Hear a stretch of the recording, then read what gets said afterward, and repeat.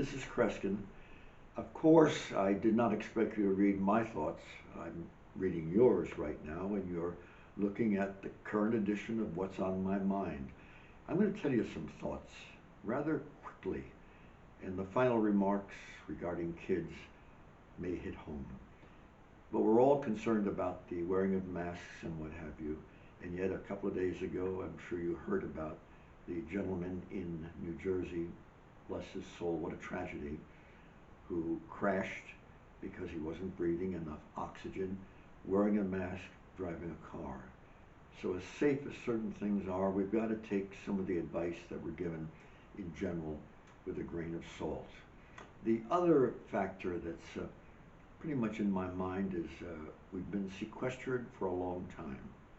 If you just heard a couple of days ago a rather lengthy discussion of our authorities bringing us up to date, and I would say the 12 hours went fairly well.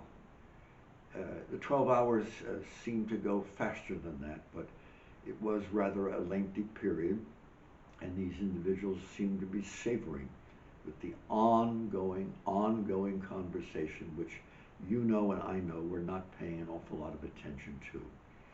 That's beside the point. We're hearing more and more about our being sequestered. We've been put in homes and what have you. And yet, did you hear the news?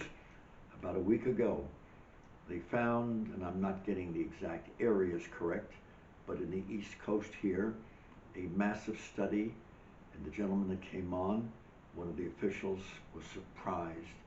He said, we have found that 60 to 66% of those suffering seriously from this terrible disease, which has taken its sad toll, 60 to 66% are people who are constantly in homes, not just retirement or special care homes, but they said the largest percentage are people simply living constantly, sequestering themselves within a home. I'm not saying that we should go outdoors, but let me let you in on a confidentiality. When did I start doing this? I started doing this 40, 50 years ago, and since this tragedy hit us these recent months, I made sure not to miss a date. I go out every single day or perhaps evening. I run. I'm 85 years old, so I have to limit the amount of miles I run. I run 20 minutes because I believe fresh air is safer than being sequestered in four walls. And I feel that very strongly. So although we have limitations of not leaving the house, somehow with the skill of invisibility, I've made sure to go out and breathe the fresh air. Now, the other thing that has really concerned me is the problem of our children and their schooling. They've missed days, weeks, and now a couple of months. Nobody seems to know when schools are going to start again. I have a suggestion, and it's something that you, whether you're a teenager, a parent, whatever your age, maybe you can help this work by influencing our political leaders. I don't say statesmen because I'm not sure I can count any statesmen these days, but there are politicians in towns, in states, and what have you. The kids are not getting education, and the problems, as I foresaw and wrote about this years ago, that if ever we had to sequester ourselves and educate our children, there'd be a problem in doing it, especially if we had to rely on the internet, because parents are already reporting all over the place.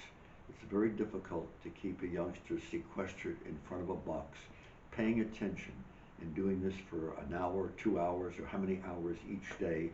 Some are trying to do it on a weekend because some parents work.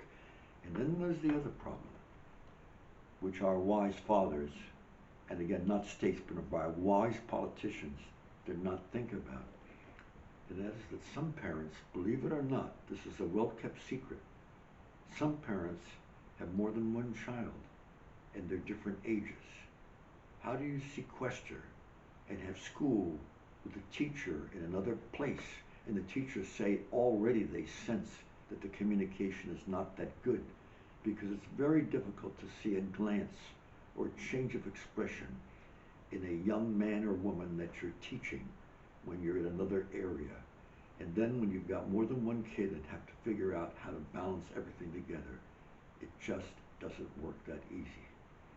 I have a suggestion to make, and that is, why don't we pick up the phone or use the email and contact our local leaders and say, let's have summer school. Yeah, this summer, June or July, whether it's a few hours each day or what have you, where somehow we gather, even if we're sitting 6 feet apart or what have you. Let's have a touch of summer school. Oh, by the way, let's not complain about the heat. There are parts of the world where young people are going to school and they're tropics, and it's always extremely warm. Oh, by the way, it was not intended originally to be summer vacation. The reason schools shut down in the early development of our country is that the farmers needed the help of their sons and daughters to build maintenance and prepare for the fall and get on the farms and move and work.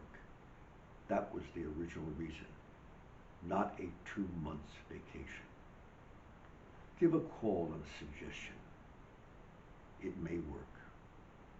I'll talk to you next week. Be the good Lord will.